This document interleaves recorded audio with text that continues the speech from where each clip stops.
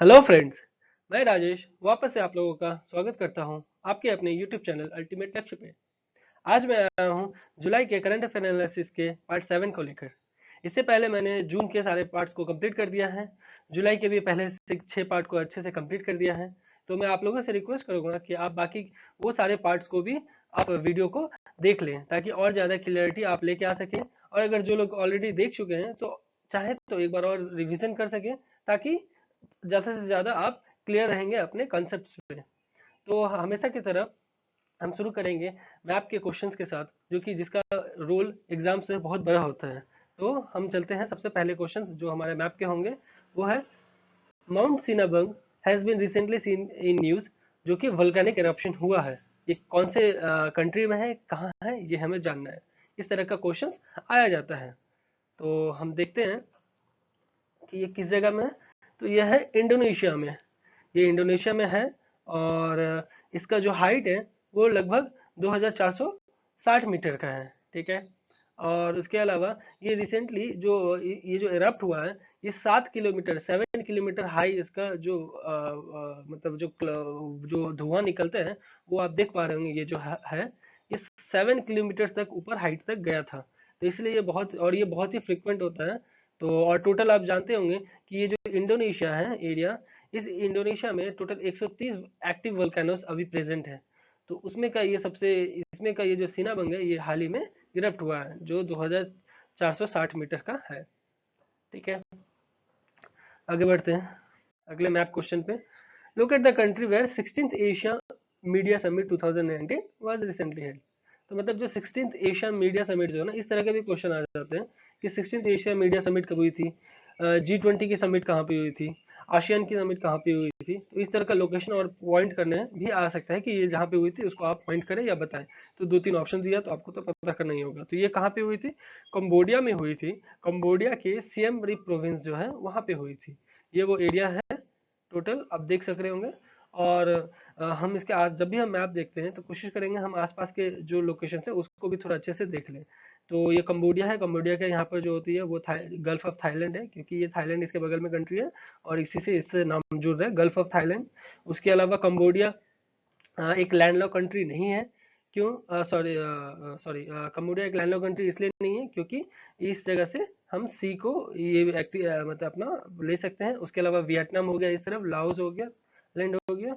और थोड़ा हम इधर हटेंगे तो ये हम देख पा रहे हैं हमारा अंडमान आइलैंड्स भी इस जगह में है। तो ज़्यादा दूर नहीं है हमारे से। तो इसलिए हमें इसे भी अपने दिमाग में रखना पड़ेगा, क्योंकि 16th एशिया मीडिया समिट हुआ था। मीडिया से रिलेटेड जो भी समिट होते हैं हर साल, वो हुई थी यहाँ पे। आगे बढ़ते हैं हमारे जो एनालिसिस है उसके ऊपर। तो आज हम ये सारे टॉपिक्स को डिस्कस करेंगे। और ये बहुत ही मैंने एक एक को निकाला है फिल्टर करके, जो कि बहुत ज़्यादा ज़रूरी है हमारे मतलब ये जुलाई के पॉइंट ऑफ व्यू के करंट अफेयर के हिसाब से ये काफ़ी इंपॉर्टेंट थी। तो चलिए शुरू करते हैं हमारे आज के लेक्चर्स के पहले टॉपिक, जो कि है सेंट्रल इक्विपमेंट आइडेंटिटी रजिस्टर, मतलब CEIR। इसे हम मिनिस्ट्री ऑफ कम्युनिकेशन में लिखेंगे। ध्यान दीजिएगा, ये इसे हम मिनिस्ट्री ऑफ कम्युनिकेशन में लिखेंगे, क्योंकि कंफ्यूजन के लिए आपको ये भी हो सकता है इंफॉर्मेशन एंड ब्रॉडकास्टिंग भी है। और हो सकता है ये इक्विपमेंट आइडेंटिटी रजिस्टर है। तो आपको इस तरह से भी हो सकता है कि MHA का भी तो कुछ इसमें नॉर्म्स आया गया है कि नहीं। तो ये सब चीज़ को देखते हुए हम आगे बढ़ते हैं कि किस में हम लिख सकते हैं। तो मिनिस्ट्री ऑफ कम्युनिकेशन तो हम जान लिए लिखना है। ये न्यूज़ में इसलिए बन गया क्योंकि जो नेशनल टेलीकॉम पॉलिसी ऑफ 2012 था, उसको स्टेबलाइज किया गया था नेशनल मोबाइल प्रॉपर्टी रजिस्टर में। ठीक है। ताकि ये जो टेलीकॉम पॉलिसी है इसके द्वारा मतलब स्टेबलाइज किया गया था नेशनल मोबाइल प्रॉपर्टी रजिस्ट्री। ठीक है। और ये रजिस्ट्री जो था ये क्या करता, सिक्योरिटी करता था। जैसे थेफ्ट हो गया अगर फ़ोन का, और अगर यदि कुछ मोबाइल हैंडसेट से रिलेटेड अगर इशू होगा, तो इस जगह में ये जो अगर रजिस्टर्ड किया हुआ है तो आपको सुविधा होगा सारे चीज़ से ओवरकम करने के लिए। तो ये जो रजिस्ट्री था इसी के बेसिस पे डिपार्टमेंट ऑफ टेलीकम्युनिकेशन, इस जो कि मिनिस्ट्री ऑफ कम्युनिकेशन के अंदर है, उन्होंने सेंट्रल इक्विपमेंट आइडेंटिटी रजिस्टर जो मोबाइल सर्विस प्रोवाइड करेगा उसके लिए निकाला। ठीक है। ये जो ये जो आगे पॉलिसी आई थी 2012 में, उसके बाद ये नेशनल मोबाइल प्रॉपर्टी रजिस्ट्री हुई थी, उसके ही बेसिस पे CEIR लाया गया। उसके अलावा ये जो डिपार्टमेंट ऑफ ये जो टेलीकम्युनिकेशंस है, इन्होंने मेमोरेंडम भी पास किया था 2017 में, जिसमें अनाउंस किया गया था कि एक पायलट प्रोजेक्ट के तौर पे लाया जाएगा बीएसएनएल, जो भारत संचार निगम लिमिटेड है, इनके द्वारा। कहाँ पे? महाराष्ट्र में। तो ये कहाँ लाया गया था? महाराष्ट्र में एज अ पायलट प्रोजेक्ट लाया गया था 2017 में। और 2018 में इसे centre for development of telematics को ये सौंप भी दिया गया पायलट प्रोजेक्ट को यह करने के लिए। ठीक है। उसके अलावा देखते हैं इसके बारे में कुछ, जो सीआईआर से रिलेटेड क्या क्या इन्फॉर्मेशन जो पहले से चले आ रही हैं। तो जैसा कि मैंने इधर बताया, पॉलिसी ऑफ 2012 से रिलेटेड वहां पे आगे सबसे पहले शुरुआत की गई थी, और सीआईआर तो इधर किया गया है। तो जैसा कि 2008 के ऑर्डर में, जो डीओटी के ऑर्डर दिया गया था कि एवरी मोबाइल नेटवर्क प्रोवाइडर जो इंडिया में होंगे, उनको एक इक्विपमेंट आइडेंटिटी रजिस्टर रखना होगा। तो यही इक्विपमेंट आइडेंटिटी रजिस्टर लाने के लिए 2012 में पहले पॉलिसी पास किया गया, उसके बाद ये रजिस्ट्री आ चुका था। तो पहले यानी 2012 का पॉलिसी आने से पहले 2008 में ये डिपार्टमेंट ऑफ टेलीकम्युनिकेशन के द्वारा ये बोला गया था कि हर मोबाइल प्रोवाइडर में एक इक्विपमेंट आइडेंटिटी रजिस्टर होना चाहिए, जो कि जिनके पास सारा डेटाबेस होगा फोन से कनेक्टेड नेटवर्क और उनके सारे इंफॉर्मेशन को। और ये जो इंफॉर्मेशन है ये कब काम आएगा? जब कुछ सेंट्रल मतलब सिक्योरिटी से रिलेटेड कुछ इशू हो या किसी तरह की जानकारी की जरूरत हो, तब यहाँ से यूज किया जा सके। ठीक है। उसके अलावा जो अब जो CIR हो गया, CEIR जो आया है, ये क्या करेगा? डिवाइस को इंटरनेशनल मोबाइल इक्विपमेंट आइडेंटिटी यानी IMEI, ये आप काफी फेमिलियर होंगे इस IMEI वर्ड से। ये जो वर्ड है ये लाया गया ताकि जिसमें मॉडल नंबर हो, वर्जन नंबर हो, और भी बहुत सारे इंफॉर्मेशन हो, जो इस IMEI international mobile equipment identity जो नंबर है इसमें होगी। और ये हमें हर चीज की जितने भी डेटा है फोन की, वो सारे एग्जैक्टली हमें जो एक सेंट्रल का मेन सर्वर होगा, वो सर्वर में जाके सारे सेव होते रहेंगे। कुछ भी हमें इंफॉर्मेशन चाहिए होगा किसी भी फोन से रिलेटेड, तो हम IMEI नंबर को सेंट्रल के द्वारा ही सिर्फ लिया जा सकता है उनके किसी भी फोन के इंफॉर्मेशन को। उसके अलावा ये और भी ऐसा हो सकता है, ये मतलब IMEI नंबर से पता किया जा सकता है कि फोन क्या ब्लैकलिस्टेड है या क्यों है। ये सब कुछ उस फोन से रिलेटेड हम इस IMEI के मदद से निकाल सकते हैं। उसके अलावा कुछ इश्यूज भी हैं इस CIR को इम्प्लीमेंट करने में। क्या है? तो telecom regulatory authority of India, try, यही होता है। ये TRI है, यही है जो पूरा अथॉरिटी लेते हैं जितने भी टेलीकॉम सेक्टर है। इसलिए जब जियो, वोडाफोन और एयरटेल ये सब के इश्यूज आए थे और जियो ने फ्री में देना शुरू कर दिया था, तो ट्राई ही जो बीच में सामने आया था, और फिर जियो को कहा था कि आप इतना छूट तो नहीं दे सकते, कुछ आपको बाउंडिंग रखना पड़ेगा, क्योंकि आपको क्योंकि मेन बेसिक फंडा है कि हमें एक कंपटीशन का मार्केट बनाए रखना है। अगर किसी एक को मोनोपोली करने दे देंगे तो कुछ दिन के बाद बाकी सारे कंपनी तो डूब जाएंगे, और जब बाकी सारे कंपनी डूबेंगे तो अचानक जियो क्या कर सकता था? एक बार में अपना इतना अमाउंट रख देता जो कि सभी को पे करने पे मजबूर हो जाते, क्योंकि हमें तो अब लत लग गई है, इंटरनेट के बिना तो कुछ हो नहीं सकती। तो इसीलिए TRI जो है उस वक्त भी ये सामने आया था, ये सब इश्यूज से रिलेटेड। तो टेलीकॉम रेगुलेटरी से रिलेटेड जब भी कुछ होगा तो यही अथॉरिटी सामने आते हैं। तो ये CIR के इशू में भी इन्हें यही सामने आया है और उठाए हैं कि ये जो इतना सारा डेटाबेस लिया जाएगा, वो भी इतना हाई वैल्यू डेटाबेस, ये मतलब कौन मेंटेन करने वाला है? किसके पास होगा? सेंट्रल के पास ही एग्जैक्टली होगा, या सेंट्रल के पास भी और भी कोई पार्टी है उनके पास होगा? उनके अलावा ये भी क्वेश्चन उठा है कि ये जो सर्विस प्रोवाइडर होंगे और वो कौन होंगे? कोई न्यूट्रल होंगे या कोई थर्ड पार्टी होंगे? ठीक है, थर्ड पार्टी मतलब सेंट्रल और गवर्नमेंट और ये सब के अलावा कोई थर्ड पार्टी, मतलब कोई प्राइवेट मेंबर जो ऐसा ये रिस्पॉन्सिबिलिटी लेंगे कि हम सारा सर्विस प्रोवाइड करेंगे। तो ये सब का रिस्पॉन्सिबिलिटी कौन लेने वाला है, ये पता नहीं। उसके अलावा एक मेजर इशू ये है कि अगर क्लोनिंग किया जाता है इस IMEI नंबर का, और मतलब किसी फोन का क्लोनिंग किया जाता है, और IMEI नंबर को भी फिर किसी दूसरे फोन का IMEI नंबर को वो अगर उस क्लोन वाले मोबाइल में डाल देते हैं, तो कैसे करके हम आइडेंटिफाई कर पाएंगे कि कौन सा ओरिजिनल है, कौन सा जेन्युइन है, और कौन सा डुप्लीकेट है जेन्युइन IMEI नंबर? तो इसीलिए ये सारे इश्यूज को जो टेलीकॉम रेगुलर अथॉरिटी है, उन्होंने ये इशू उठाया था सरकार के सामने CER के अगेंस्ट में। तो फिर देखते हैं आगे फिर कौन सा टॉपिक है हमारे। वो है international charter space and major disasters. तो इसे हम जैसे ये स्पेस से रिलेटेड है तो हम तो इसरो में ही लिखेंगे क्योंकि हमारा इशू है, पर ये और भी इसमें बहुत सारे स्पेस एजेंसीज इन्वॉल्व है, पर हम इसे ये अदर स्पेस में नहीं लिखेंगे, इसरो से रिलेटेड लिखेंगे क्योंकि इसरो भी इसमें बहुत इसरो का इसमें बहुत बड़ा पार्ट है। ठीक है, तो ये न्यूज़ में क्यों बना, क्योंकि हाल ही में देखा गया कि ये जो स्पेस एजेंसी, ये जो मतलब ऑर्गेनाइजेशन है इंटरनेशनल चार्टर, ये चार्टर के तहत असम में जो फ्लड्स आया था उससे रिलेटेड फ्रांस, रशिया और चाइना, उनके द्वारा एक सैटेलाइट इमेजेस हमें दिया गया जो कि हमारे लिए बेनिफिशियल हो। तो ये क्यों दिए और ये चार्टर में क्या है और ये ऐसा देने के लिए क्या हम उनको पेमेंट कुछ किए हैं, तो ये सारे चीज़ को हम लोग इस लेक्चर में इस टॉपिक के डिस्कशन में आगे जानेंगे। तो ये था पहले कॉन्सेप्ट में, मतलब जो न्यूज़ में किस लिए बना था। तो ये फ्रांस, रशिया, चाइना ने हमें असम से फ्लड से रिलेटेड कुछ स्पेस से एक कुछ कुछ फोटोज दिए थे जो कि हाई रेजोल्यूशन फोटोज थे, जो कि हमारे लिए बहुत काम के थे। ठीक है, तो ये क्या है, अब कैसे हम ये इसके बारे में आगे जानते हैं। जब भी कुछ नेचुरल या मैन मेड डिजास्टर होती है तो नेशनल रिमोट सेंसिंग सेंटर, ठीक है, जो national remote sensing centre NRSC और मेंबर स्पेस एजेंसी, जो भी नेशनल रिमोट सेंसिंग तो हमारे इसरो के द्वारा इसरो के अंदर में आती है, उसके अलावा भी दूसरे दूसरे कंट्री के जो उनके रिमोट सेंसिंग एजेंसीज होंगे, वो सारे मेंबर स्पेस, ये सारे मेंबर स्पेस मिलके और इन्होंने एक चार्टर बनाया जिसका नाम था इंटरनेशनल चार्टर स्पेस। और जो कि मेजर डिसास्टर्स के टाइम में अपने आप को एक्टिवेट करेंगे और कोशिश करेंगे कि उस एरिया, उस पर्टिकुलर एरिया से रिलेटेड जितना भी इंफॉर्मेशन हो, हम उन रेस्पेक्टेड स्टेट्स को, कंट्रीज को हम प्रोवाइड कर सके ताकि वो उनके लिए बेनिफिशियल हो। तो ये फ्रांस और चाइना, उनके सैटेलाइट्स भी स्पेस में हैं। तो जिस वक्त ये असम से रिलेटेड इशू हुई थी तो वो हमारे मतलब इंडिया की यहाँ से क्रॉस जो भी कर रही थी, जो भी सैटेलाइट, वो इमेजेस लिए थे।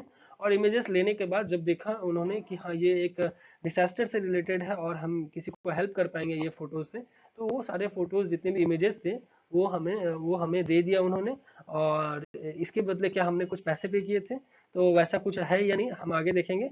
बट ये किसके तहत हुआ था, तो ये किसके तहत हुआ था, क्योंकि हमने एक चार्टर साइन किया है, एक इंटरनेशनल चार्टर जो भी स्पेस से रिलेटेड होगा। कि वैसे तो कोई डेटा हम बिना मैंने आसानी से किसी और को नहीं दे सकते जब तक कि हम कुछ डील और एग्रीमेंट ना किए, but as a humanitarian basis पे हम ये काम कर सकते हैं। अगर यदि हम किसी जो भी ये मेंबर्स है इसमें, उस मेंबर्स कंट्रीज को हम ये प्रोवाइड कर सकते हैं। हमारे भी जो भी स्पेस में सैटेलाइट्स है या जो भी इमेज कैप्चर करते हैं, तो जब किसी और को जरूरत पड़ता है तो हम भी वो डेटा आसानी से देते हैं अगर किसी को चाहिए होगा उस मतलब ह्यूमैनिटेरियन बेसिस पे। उसके अलावा ये तो हम मैंने बता ही दिया कि रिमोट सेंसिंग सेक्टर जो है वो इसरो के अंदर में आता है। उसके अलावा कि ये जो और इसीलिए हम लोग हैं कि इसमें मतलब इस चार्टर के मेंबर भी। और ये जो चार्टर है ये सेटअप किया गया था यूएन स्पाइडर, मतलब United nation platform for space based information for disaster management and emergency response, मतलब यूएन स्पाइडर के द्वारा ये उस वक्त इस चार्टर को स्थापित किया गया था। क्या है हम ये भी देख लेते हैं। ये क्या था, वर्ल्ड का पहला कोऑर्डिनेटेड मल्टी सैटेलाइट ऑपरेशनल था जो कि इमरजेंसी रिस्पांस जो भी इंट्रोड्यूस किया गया था स्पेस असेंबली यूनि स्पेस 3 1999 में, और उसे ऑपरेशन किया गया था 2000 के नवंबर में। तो ये सब चीज जो हुआ तो स्टार्ट किया गया था, ये जो चार्टर था ये वर्ल्ड का पहला कोऑर्डिनेटेड मल्टी सैटेलाइट ऑपरेशन बन गया है। ठीक है, ये जो पहला है इसे ध्यान दीजिएगा कि पहला है। उसके अलावा हम ये जानते हैं कि इस चार्टर से रिलेटेड बनने का क्या पर्पस था। तो it is an agreement among space agency to support the space based data and information for relief effort, मतलब ये जो एग्रीमेंट और ये स्पेस एजेंसी बनाया गया ताकि रिलीफ एफर्ट में हम मदद कर सके एक दूसरे को, और इमरजेंसी से रिलेटेड कुछ भी डिजास्टर्स अगर आए तो भी हम अच्छे से सपोर्ट कर सके। उसके अलावा ह्यूमैनिटेरियन बेसिस पे होता है और नो कॉस्ट होता है। ये आप ध्यान दीजिएगा कि ऐसा नहीं है कि कुछ वॉलंटरी प्राइसेस देने पड़ेंगे या कुछ इस तरह का, क्योंकि ह्यूमैनिटेरियन बेसिस पे हम फ्री ऑफ कॉस्ट देते हैं। तो हमारे भी जो भी डेटा लिया गया होगा, सपोज करिए ऑस्ट्रेलिया में जब बुश फायर हुई थी तो वहां से रिलेटेड जब भी अगर हमारा कुछ इमेजेस लिए होंगे तो वो भी दे सकते हैं ऑस्ट्रेलियन कंट्रीज को, ताकि उस इमेजेस का वो अच्छे से ज्यादा यूज कर पाए। आगे बढ़ते हैं। हाँ, तो फिर need no single space agency can provide imaging, मतलब जैसा कि हम ये जो डिसास्टर से रिलेटेड है, एक टाइम में एक स्पेस, एक कंट्री का स्पेस, मतलब जो भी एजेंसी है, वो एक टाइम में कितने जगह रह पाएंगे, क्योंकि इतना तो है नहीं कि बहुत सारा एरिया एक बार में, अर्थ तो इतना छोटा है नहीं कि एक बार में बहुत सारा एरिया कवर कर सके। अगर अच्छे से हमें इमेजेस चाहिए तो इसीलिए हमें एक कोलैबोरेट करके काम करना होगा, स्पेशली डिसास्टर से रिलेटेड प्रॉब्लम को फाइट करने में। तो इसीलिए इस एजेंसी का नीड हमें जरूरत पड़ा, ताकि हम लोग सबको मिलके कोलैबोरेट करें, जो भी हाईली स्पेस एजेंसीज हैं, सब साथ में मिलके। इसलिए चाइना, फ्रांस और इंडिया जैसे ये सभी ने मिलके ये इसका जिम्मा उठाया। उसके अलावा क्यों ऐसा किया जा रहा है, क्योंकि हर डिफरेंट कंट्रीज के पास डिफरेंट स्पेस सेंसर्स होते हैं, जैसे थर्मल हुआ, माइक्रोवेव हुआ और ऑप्टिकल टाइप के सेंसर, जो कि फ्लड और फायर या अर्थक्वेक जैसे इश्यूज को डिटेक्ट करने में, और क्या उसके बाद इंसिडेंट वहां पे हुई है और हमें फायदा पहुंचाएगा। क्योंकि जिस वक्त सपोज करिए कि अर्थक्वेक किसी एक जगह में आया, काफी बड़ा जगह में, तो उस जगह में तो आपको इलेक्ट्रिसिटी से लेके सारे चीज का एकदम बंद हो जाती है, तो हमें उस जगह का इंफॉर्मेशन कैसे मिलेगा वर्ल्ड लेवल पे। तो उस सारे सिचुएशन को जानने के लिए अगर सैटेलाइट उसके आसपास में है, तो वो सारे इमेजेस ले लेंगे, और उसके बाद जो भी रेस्पेक्टिव गवर्नमेंट्स होंगे या कंट्रीज को, वो अच्छे से वो सारे मतलब प्रोवाइड कर सकेंगे। उसी के साथ इसे एक ग्लोबल सिस्टम भी रखा गया, एक तरह से माना गया है, क्योंकि डिजास्टर मैनेजमेंट के लिए ये बहुत ही लाभदायक होगा हमारे लिए। आप जानते हैं इसके मेंबर्स के बारे में कि स्पेस एजेंसी से रिलेटेड कितने मेंबर हैं? तो total 16 global space agency member होंगे इसके अंदर, जिसमें इसरो भी इसका एक पार्ट है।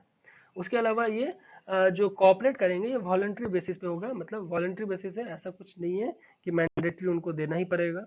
वॉलंटरी बेसिस पे वो अपना हाइड भी कर सकते हैं, बट हाँ, ह्यूमैनिटेरियन बेसिस के ऊपर ये डिपेंड कर रहा है, तो मैक्सिमम लोग इसे रिग्रेट नहीं करते हैं, क्योंकि ये इससे इनका कुछ फायदा होने वाला नहीं है, जबकि हमें कुछ मदद कर दिया जाएगा अगर जिस कंट्रीज को दिया जा रहा है। और ये यूएन स्पाइडर और यूनिटर, यानी United Nation Institute for Training and Research, is a dedicated training programme of the United Nation system. और ये सारे जो है वो फॉर्मल मेंबर्स होते हैं। कौन? यूएन स्पाइडर और यूनिटर, ये फॉर्मल मेंबर्स है इस चार्टर के अंदर में। ठीक है, आगे बढ़ते हैं।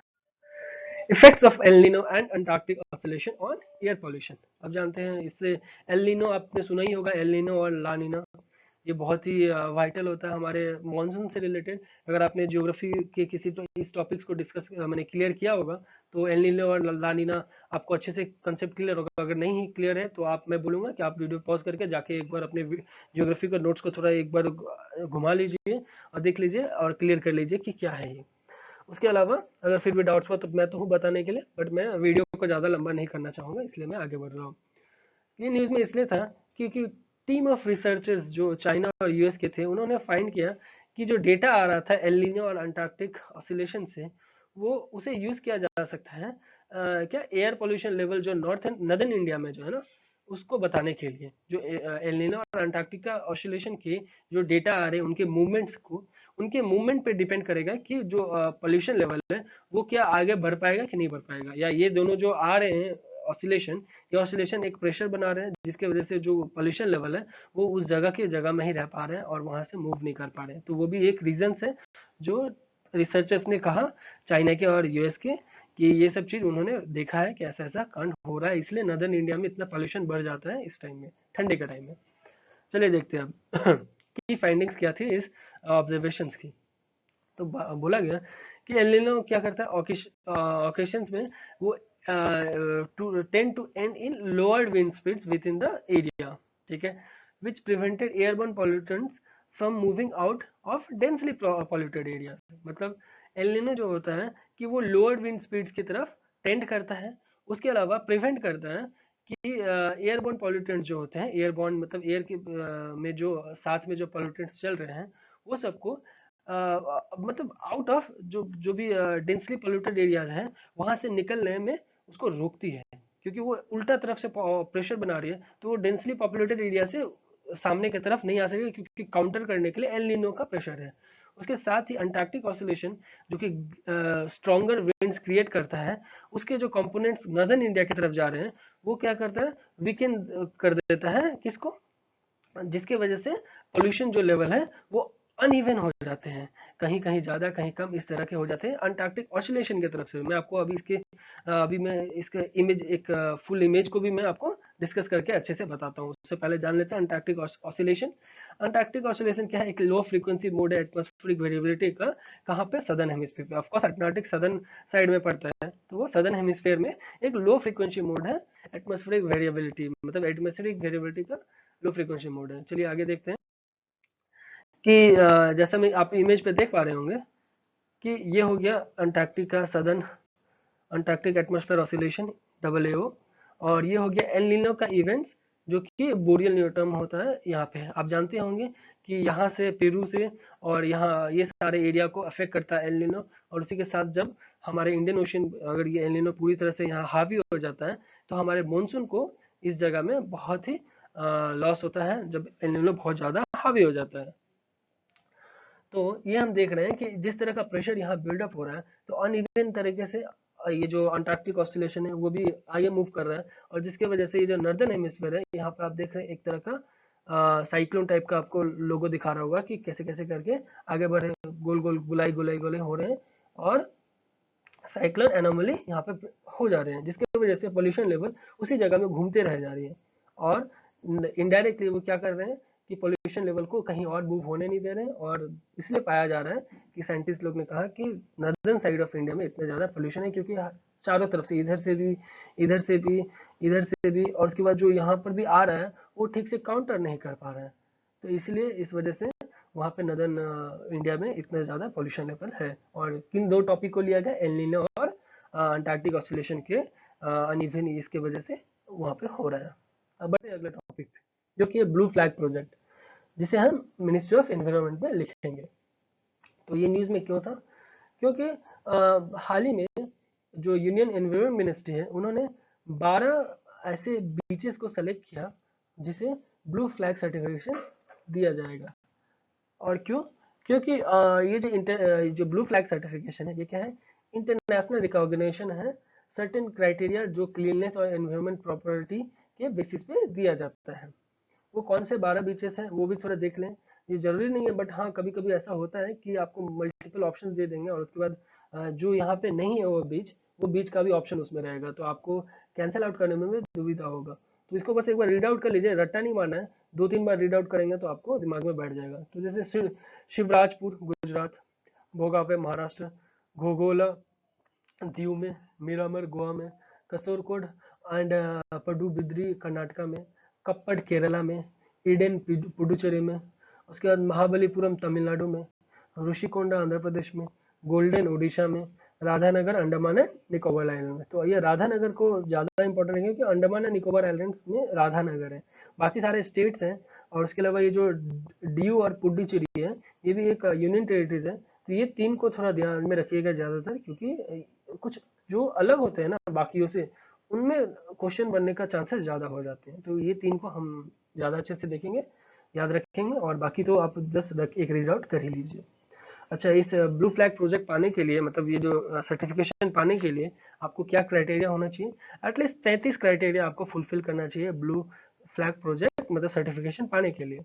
जैसे वाटर का जो है ना सर्टेन क्वालिटी स्टैंडर्ड, वो अच्छे से फुलफिल होना चाहिए। उसके बाद वेस्ट डिस्पोजल फैसिलिटीज जो होती है वो अच्छे से किया जाना चाहिए। उसके अलावा डिजेबल फ्रेंडली होना चाहिए। फर्स्ट एड इक्विपमेंट वहाँ पे इजीली अवेलेबल होना चाहिए कि किसी को कुछ चोट घाट लगे तो वहाँ पे ऐसे फर्स्ट एड इक्विपमेंट तो किसी भी ऑर्गेनाइजेशन हो या कोई भी आप पब्लिक प्लेसेस है वहाँ पे तो रखना जरूरी होता है। उसके अलावा किसी भी तरह का पेट्स, ये ध्यान दिया जाएगा, पेट्स का उस आसपास के एरिया में नहीं होना चाहिए। ऐसे कोई प्रॉब्लम नहीं है, बट ये माना जाता है कि कुछ केयरलेस लोगों की वजह से पेट्स क्या करते हैं, वहां पे अगर गंदगी फैला देते हैं तो वो धीरे धीरे और ज्यादा इफेक्ट कर जाएंगे, क्योंकि उनके जो भी वो गंदगी फैलाएंगे जिसकी वजह से बैक्टीरियल इन्फेक्शन और भी मतलब स्प्रेड होते होते और भी प्लास्टिक कुछ मैंने कुछ कुछ खाने पीने का पदार्थ वगैरह ये सब इधर उधर गिरते गिरते और ज्यादा हो जाते हैं। तो इसमें इस फ्लैग को सर्टिफिकेशन को पाने के लिए पहले ही मना कर दिया गया है कि पेट्स का वहां पे नहीं होना चाहिए। चलिए, और ये जितने भी जो क्राइटेरिया है 33 क्राइटेरिया, ये क्या है? वॉलंटरी है इसकी, और कुछ इसमें से कंपलसरी है। मतलब सारे के सारे कंपलसरी नहीं है 33 के 33, बट कुछ इसमें कंपलसरी है। जैसे ये पेट्स वगैरह का बात है, ये कंपलसरी है वहाँ पे। आगे बढ़ते हैं। आगे बढ़ते हैं, मैंने इसी टॉपिक से रिलेटेड कुछ हम ब्लू फ्लैग के बारे में भी जान लेते हैं। क्या है? इसे रन किया जाता है international non governmental non profit organisation फी के द्वारा। फी क्या है समझ लिया, फी को इस तरह से याद कर लीजिए कि बीच में आपको जाने के लिए फी चाहिए, फी लगेगा तब आप बीच में जा सकती है। उस हिसाब से तुकरम लगा के इसको दिमाग में रखिए, क्योंकि इसको जो लाया गया है ये प्रोग्राम को, वो है फाउंडेशन फॉर एनवायरमेंटल एजुकेशन, इसलिए फी, फाउंडेशन ऑफ एनवायरमेंटल एजुकेशन। तो आगे बढ़ते हैं हमारे, जैसे इसे सबसे पहले जो स्टार्ट किया गया था वो कहाँ पे, फ्रांस में स्टार्ट किया गया था 1985 में, और उसके बाद यूरोप में 1987 में, दूसरा फ्रांस भी यूरोप में ही है बट सबसे पहले फ्रांस में 1985 में आया था, बाकी अदर यूरोपियन कंट्रीज में 1987 में आ गए थे। उसके अलावा यूरोप के बाहर 2001 में आया, जब साउथ अफ्रीका ने सबसे पहले इस सर्टिफिकेशन को देना का इम्प्लीमेंट किया, और जापान और साउथ कोरिया जो है एक एक मात्र नहीं, यही दो कंट्री है जो साउथ और सदर्न एशियन कंट्रीज में है जिसे ब्लू फ्लैग बीचेस दिया गया था। इसके अलावा इंडिया तो अभी तक है नहीं, अभी तो वो हमने इस प्रोग्राम में अभी एंटर ही किया है, पर ये है कि स्पेन जो है ये सबसे ज़्यादा है जिसमें, जिसके पास ये बीचेस का ये सर्टिफिकेशन वाला बीचेस है, जो कि है 566। ठीक है, तो 566 बीचेस है स्पेन में, पर शुरुआत कहाँ पे हुआ था, फ्रांस में, ये ध्यान दीजिएगा। फ्रांस में फर्स्ट सबसे पहला हुआ था इस सर्टिफिकेशन का शुरुआत, बट सबसे ज़्यादा कहाँ है, स्पेन में है। ठीक है, आगे बढ़ते हैं। जलयुक्त शिविर, ये जलयुक्त शिविर को हम किस में लिखेंगे, स्टेट्स इन न्यूज में। क्यों लिखेंगे वो हम अभी जान जाएंगे, क्योंकि न्यूज में इसलिए बन गया था क्योंकि इस फ्लैगशिप प्रोग्राम को महाराष्ट्र गवर्नमेंट ने 2014 में लॉन्च किया था, और इस जो शिविर है इसका प्राइम फोकस होता है 5,000 विलेजेस को वाटर स्कैर्सिटी से दूर करना। मतलब ये जो इतना आप जानते ही होंगे कि किसान और ये लोग बहुत ही भुखमरी से, तो किसी ने जो लोन नहीं माफ होने की वजह से, ये सब वजह से बहुत सुसाइड भी कर रहे हैं। उसके अलावा वहाँ का ड्रॉट का भी बहुत बड़ा प्रॉब्लम है, सूखा का, जिस वजह से 5,000 ये जो शिविर है, स्टेट की जो गवर्नमेंट है, महाराष्ट्र गवर्नमेंट है, वो उन्होंने ये प्रॉमिस लिया ताकि हम इस जलयुक्त से जल युक्त हो जाएंगे, और उसके बाद पूरी तरह से हम इस वाटर स्कैर्सिटी को, तो लगभग 5,000 विलेजेस महाराष्ट्र के, उसको हम जो भी है उसको वाटर स्कैर्सिटी से हम दूर करेंगे। इस स्कीम में ये इंट्रोड्यूस इसलिए हुआ क्योंकि जो 82% है ना महाराष्ट्र के जो भी एरिया, वो क्या रेनफेड सेक्टर में आते हैं। ठीक है, 82% है रेनफेड सेक्टर में आते हैं, जिसमें से 52% तो ऐसा हाल है जो ड्रॉट, फुल पूरा तरह से ड्रॉट प्रोन है, मतलब सूखा है, वहाँ पे पानी का ना झल है, ना नीर कुछ पोखर, ना कुछ भी है, न नदी का ठीक से मतलब है वहाँ पे कि नदी बहती है, तो ये पूरी तरह से ड्रॉट है। 82% में रेनफेड एरिया है, बट 52% में फुल्ली ड्रॉट एरिया आपको पाया जाता है। उसके अलावा ये क्या कर रहा है, अगर इस तरह से अगर ड्रॉट रहेगा, जिसकी वजह से वो हैम्पर करता है एग्रीकल्चर एक्टिविटीज, और वो इनडायरेक्टली क्या करता है, फार्मर्स को अफेक्ट कर रहा है, और फार्मर्स अफेक्ट होते हैं तो वो ठीक से अपना सही टाइम पे अनाज उठा नहीं पाते हैं, और लोन अपना EMI पे नहीं कर पाते हैं, जिसकी वजह से वो सुसाइड करने में अपने मजबूर हो जाते हैं। तो इन सबको देखते हुए महाराष्ट्र गवर्नमेंट ने ये जलयुक्त शिविर का स्टेप उठाया। आगे बढ़ते हैं। Picking out plastic on recycling and waste management, जिसे हम एनवायरमेंट मिनिस्ट्री में लिखेंगे। तो ये न्यूज़ में इसलिए था क्योंकि CPCB, central pollution control board ने 52 producer, brand owners and importers को नोटिस किया, क्योंकि वो फेल हो गए थे रिस्पॉन्सिबिलिटी निभाने में प्लास्टिक वेस्ट का, मतलब जो भी था जो उन्होंने नोटिस दिया था। तो 52 जो प्रोड्यूसर ब्रांड थे, उन लोग को, वो लोग जो भी रिस्पॉन्सिबिलिटी थे कि प्लास्टिक वेस्ट को हम कंट्रोल करेंगे, वो फेल हो गए थे। इसीलिए ये न्यूज़ में बन गया क्योंकि CPCB ने नोटिस भेज दिया था। तो अब एक्चुअल इशू भी और क्या है ये भी हम जान लेते हैं, जो हम स्टार्टिंग हिस्ट्री थोड़ा इसके बारे में देखते हुए सुनेंगे।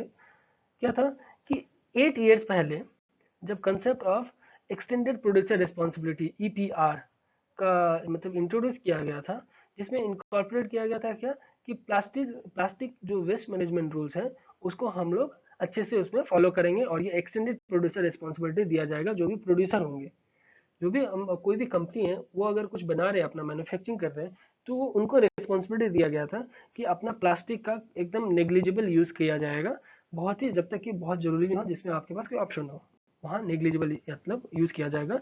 कब से, जब 8 साल पहले से, ठीक है। उसके बाद पर देखा जा रहा है कि municipal pollution control authority failed हो गए हैं सारे चीज को कमर्शियली मतलब ये करने में, क्योंकि जियांट जो भी कमर्शियल जियांट हो रहे हैं वो ये सिस्टम को ठीक से फॉलो ही नहीं कर पा रहे हैं, मतलब जो भी बड़े बड़े कंपनी। इसीलिए 2016 में टाइटर रूल्स भी लाया गया और कुछ अमेंडमेंट भी लाया, फिर भी बट कुछ इस तरह का फायदेमंद अभी तक देखा नहीं गया। अभी भी उस तरह का इशू चले ही जा रहा है। इसीलिए लास्ट में जाके सीपीसीबी ने ऐसे 52 जो भी ब्रांड्स थे उनको ये एक नोटिस भेज दिया। अब चलते हैं अगले टॉपिक पे, जो कि है डिसैलिनेशन, जिसे हम मिनिस्ट्री ऑफ अर्थ साइंस में लिखेंगे। इस टॉपिक को अच्छे से देखिएगा क्योंकि हम इसे मिनिस्ट्री ऑफ अर्थ साइंस में लिख रहे हैं, ध्यान दीजिएगा। डिसैलिनेशन एक एनवायरमेंट से रिलेटेड भी इशू है, तो हम इसको एनवायरमेंट भी लिख सकते थे, पर इसे लाया गया है वो मिनिस्ट्री ऑफ अर्थ साइंस के द्वारा लाया गया है, ठीक है।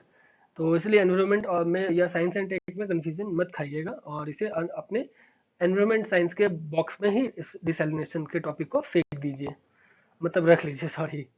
उसके अलावा ये न्यूज में इसलिए था क्योंकि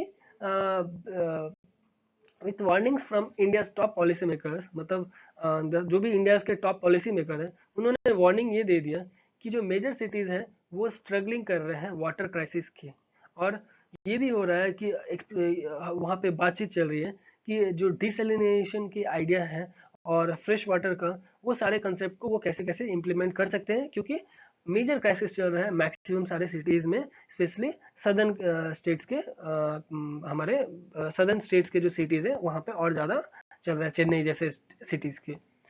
उसके बाद आप जानते हैं कि ये डिसैलिनेशन टेक्नोलॉजी आखिर है क्या।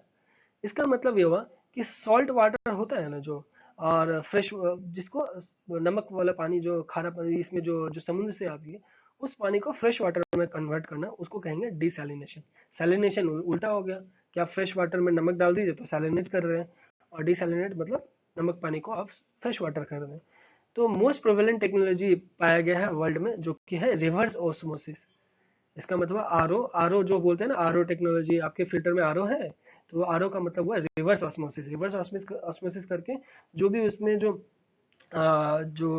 सलाइन थिंग्स है, सॉल्ट्स हैं, उस सॉल्ट्स को फिल्टर आउट कर देंगे और फ्रेश वाटर आपको वापस देते हैं। तो ये कैसे काम करते हैं ये भी हम देख लेते हैं कि किया जाता है एक्चुअली में, कि प्लांट पंप करता है जो भी सॉल्टी वाटर होते हैं, और उसको फिल्टर करता है सेपरेटली, और सॉल्ट को साइड करके वाटर को जो भी फ्रेश वाटर है वो हाउस होल्ड में भेजते जाते हैं, और जो सॉल्टी वाटर जो निकलता है उसमें से, उस सॉल्टी वाटर को वापस रिटर्न कर दिया जाता है सी में, ताकि वापस उसको एज अ रिसाइकिल की तरह से वापस से यूज किया जा सके, ठीक है। उसके अलावा जानते हैं कि जो सी वाटर में जो होता है ना, वो टोटल डिजॉल्व सॉल्ट यानी टीडीएस, आप टीडीएस भी सुने होंगे, आपके फिल्टर में टीडीएस है, आरओ है, तो ये दो तीन फीचर्स होते हैं सारे फिल्टर्स में, तो आप हमेशा ये देख के लिया करिएगा कोई भी फिल्टर, आरओ रिवर्स ऑस्मोसिस है कि नहीं उसमें, टीडीएस जो टोटल डिजॉल्व सॉल्ट हटाने की क्षमता उस फिल्टर में हो या नहीं, तो ये सब चीज़ देखा जाता है। तो सी वाटर जो में क्या होता है, टीडीएस ऑलरेडी होता है, और वो कितना होता है, क्लोज टू 35,000 ppm। ये बहुत ही ज्यादा मात्रा में, मतलब कि आप 35 ग्राम सॉल्ट आपको मिलेगा 1 लीटर पानी में। 1 लीटर पानी में अगर आप 1 लीटर अगर समुद्र का पानी आप लेते हैं तो उसमें 35 ग्राम आपको सॉल्ट मिलेगा। इसका मतलब ये हुआ, तो इतना हाई सैलिनिटी है। सैलिनिटी क्या हुआ, नमक का होना। तो सैलिनिटी इतना हाई है, तो इस सैलिनिटी को अगर सबसे पहले डिक्रीज करेंगे, अगर अगर इस सैलिनिटी को हम हटा लेते हैं तो वो क्या हो जाएगा, फ्रेश वाटर हो जाएगा जिसको हम पी पाएंगे। तो वो हटाने के लिए ये रिवर्स ऑस्मोसिस किया जाएगा, और वो जो सैलिनिटी है उसको बोलते हैं टोटल डिजॉल्व सॉलिड्स, मतलब जितनी भी सॉलिड्स में डिजॉल्व है वो टोटल 35 ग्राम है 1 लीटर में। तो उसको हम एक effective network of RO plant जो रिड्यूस करेगा, और उसे जो 35,000 पीपीएम था उसको सिर्फ 200 से 500 पीपीएम तक ला देगा, ठीक है। और 200 से 500 पीपीएम जब आ जाएगा तो ये हमारे पीने के लायक हो जाएगा, इतना काफी होता है, हम इतना पी सकते हैं और पीते भी हैं, ठीक है। उसके बाद हम जानते हैं कि ये इंडिया में इतना पॉपुलर क्यों हो गया, क्योंकि आप जैसा सुने होंगे पिछले साल भी चेन्नई में ऐसा क्राइसिस आ चुकी थी कि ट्रेन जो गुड्स ट्रेन होती है जहाँ पे जिसे दूध या पेट्रोल ये सब लिया जाता है जिस गुड्स ट्रेन में, उसमें पानी भर भर के केरला और अलग केरला जैसे स्टेट्स हैं वहां से सप्लाई किया जा रहा था, कि एज अ मतलब क्योंकि इतना क्राइसिस आ चुका था चेन्नई में, ये पीने का पानी तक नहीं था वहां पे। तो इस सब सिचुएशन को मतलब फाइट करने के लिए डिसैलिनेशन टेक्निक लाया गया था 2010 और 13 में ही। और वहां पे दो ऐसा डिसैलिनेशन प्लांट्स को सेटअप किया गया था। और उसके बाद जो जो दो सैलिनेशन प्लांट था वो हर दिन एक डिसैलिनेशन प्लांट मतलब 100 मिलियन लीटर प्रोड्यूस करता था, ठीक है। तो यानी 200 मिलियन पूरा एक दिन में वो लोग प्रोड्यूस करते थे चेन्नई सिटी में। बट वो तो सफिशिएंट हो नहीं सकता। उसके अलावा ये भी देखा गया कि fourth of the cities water requirement मतलब 830 mld पर लेकिन टोटल था, ठीक है। जो उसके अलावा जो लास्ट ईयर जो 2018 में लास्ट ईयर ने लास्ट के लास्ट ईयर हमारे लिए तो अभी लास्ट ईयर ही होगा, मतलब 2018 ही होगा। तो गुजरात भी अनाउंस कर दिया कि वो 100 mld आरओ प्लांट जो कि जोधिया कोस्ट जामनगर डिस्ट्रिक्ट में वो प्लांट करने वाले हैं, ताकि वहां से भी वो ज्यादा से ज्यादा पानी ले सके और जो ड्रॉट प्रोन एरिया है सौराष्ट्र रीजन में वहां पे ज्यादा से ज्यादा हेल्प कर सके और वहां के ड्रॉट से वो फाइट कर सके। इसके अलावा कुछ टेक्निकल अल्टरनेटिव्स भी हैं, जैसे कि low temperature thermal desalination technique, उसके अलावा ओशियन थर्मल एनर्जी कन्वर्जन। तो ये दोनों टेक्निक के बारे में आपको जानना नहीं है, क्योंकि साइंस का ये कोई एग्जाम तो आप देंगे नहीं। हाँ, कुछ कुछ बेसिक आपको पता होना चाहिए। तो इससे रिलेटेड ये दो अलग अलग टेक्निक है आरओ के अलावे, जिससे डिसैलिनेशन किया जा सकता है और बहुत सारे कंट्रीज इसको यूज भी कर रहे हैं। ठीक है, आगे बढ़ते हैं। रामानुजन मिशन, इसे हम इंटरनेशनल कंट्रीज में लिखेंगे। क्यों लिख रहे हैं ये हम आगे आपको पता चलेगा। बट ये देखिए रामानुजन है ना, ये तो हमारे इंसान मतलब हमारे मैथमेटिशियन थे। तो इनको हम इंटरनेशनल कंट्रीज में क्यों लिख रहे हैं, क्योंकि ऐसा न्यूज ही आ गया था। वो न्यूज क्या था कि जो साइंटिस्ट थे ना Technion Israel Institute of Technology से, इन्होंने क्या किया कि एक कंसेप्ट को डेवलप किया जिससे जिसे जिसको उन्होंने नाम दिया रामानुजन मशीन। और ये तो हमारे इंडिया पर ये तो हमारे इंडियन मैथमेटिशियन थे। तो ऐसा क्यों किया उन्होंने, और और ये है क्या, ये जो रामानुजन मशीन, इसे जानते हैं। तो ये एक रियली में कोई मशीन नहीं है, ये एक एल्गोरिदम है। एल्गोरिदम मतलब कि आप कोई भी फॉर्मूला है उसको बनाने के लिए जो कुछ ट्रिक्स यूज किए हैं, कुछ तरीके यूज किए हैं, उसको कहते हैं एल्गोरिदम। तो ये जो एल्गोरिदम अपने है वो एक एल्गोरिदम उन्होंने बनाया जो कि अनकन्वेंशनल फंक्शन को परफॉर्म करेंगे, ठीक है। और वो जो अनकन्वेंशनल फंक्शन को परफॉर्म करने के लिए एल्गोरिदम है, उस एल्गोरिदम को उन्होंने नाम दे दिया रामानुजन मशीन। पर ये कोई वाकई में कोई मशीन नहीं है। तो ये कंफ्यूज मत खाइएगा कि इसराइल साइंटिस्ट हैं तो कुछ ना कुछ मशीन उन्होंने इन्वेंट किया होगा, वैसा कुछ नहीं है। ये एक एल्गोरिदम है। ये थोड़ा भी एक मशीन का कोई भी पार्ट नहीं है। और ये करता क्या है, ये एग्जिस्ट करता है एक नेटवर्क ऑफ कंप्यूटर्स जैसे running algorithms dedicated to finding conjectures about fundamental constants in the form of continued fractions. मतलब इसका मेन फंडा यही होता है, जो कंप्यूटर रनिंग एल्गोरिदम होते हैं ना, उनको अच्छी तरह से नेटवर्क की तरह एक स्टेबलाइज करना और बहुत इजी वे में किसी भी बहुत ही टफ जो एल्गोरिदम होंगे उसको रिप्लेस करेगा ये एल्गोरिदम।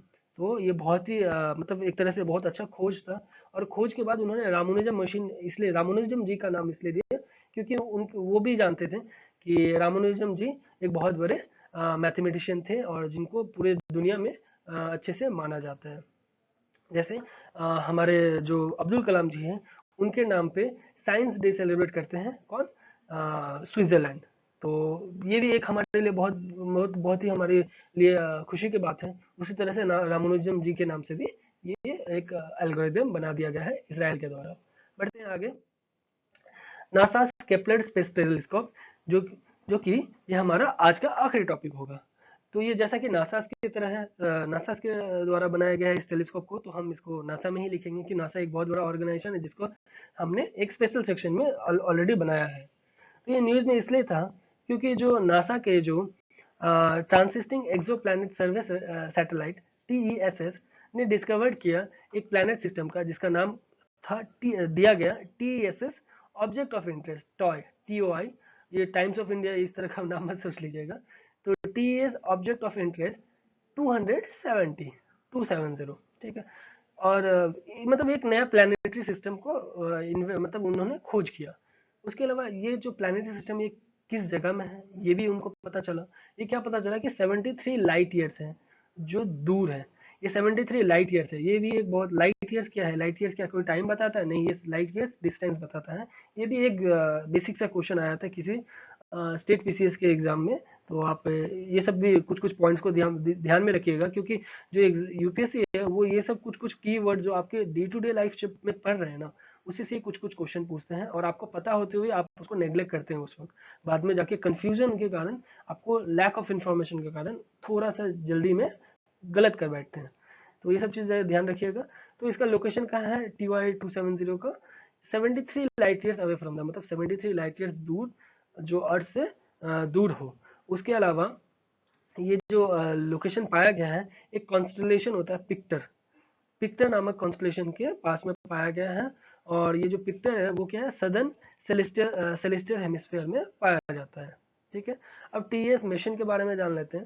ये जो टीएस का जो मिशन है, ये इसका काम है कि जितने भी ब्राइटेस्ट स्टार्स होंगे अर्थ के पूरे आसपास में, उसको खोज करना। और इसे जो लाया गया है ये बहुत ही इंपॉर्टेंट, इसे अच्छे से नोट कर लीजिएगा। मैसेच्यूसेट्स इंस्टीट्यूट ऑफ टेक्नोलॉजी के द्वारा ये सैटेलाइट को, मतलब ये टीएसएस को बनाया गया है, और जिसको फंड किया गया है किसके द्वारा? गूगल। ये बहुत ही है, ऐसा हो सकता है कि आपको फल्कन का नाम दे दें, या स्पेस एक्स, सॉरी फल्कन बोल रहा है, स्पेस एक्स का नाम दे दें, या किसी और बॉडी का नासा के अलावा, तो आप वहाँ कंफ्यूज हो जाएंगे। ये गूगल और मैसेच्यूसेट्स के द्वारा यह बनाया गया है, पर इसे लॉन्च किया गया था केप्लर, मतलब नासा के द्वारा। तो इसीलिए नासा में हम इस सेक्शन वाले में इसको डिस्कस कर रहे हैं। ठीक है, इसका मिशन तो मैंने आपसे पहले ही डिस्कस कर लिया कि ये जो जितने भी ब्राइट स्टार्स होते हैं स्काई में, उनको ये ज़्यादा से ज़्यादा खोज कर सके, उनके बारे में पढ़ सके, जितने भी बड़े बड़े जियांट गैस प्लैनेट्स होंगे उसके बारे में, तो ये सब उनके मिशन में आते हैं। उसके अलावा जानते हैं कि इसका ऑर्बिट जो है, ये जो मिशन है, इसका ऑर्बिट कितना है?